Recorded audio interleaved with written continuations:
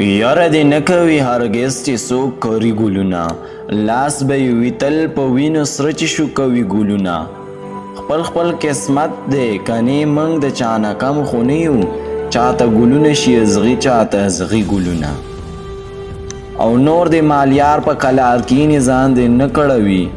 چې په ښایست کې شرموي ستا اننګي ګلونه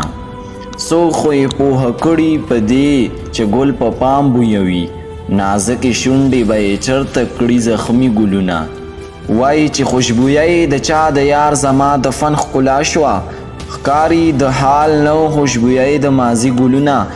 چاته غصه شي تکه سره شي چاته سره په خندا په چا ورونه بلوي په چا شیندي ګلونه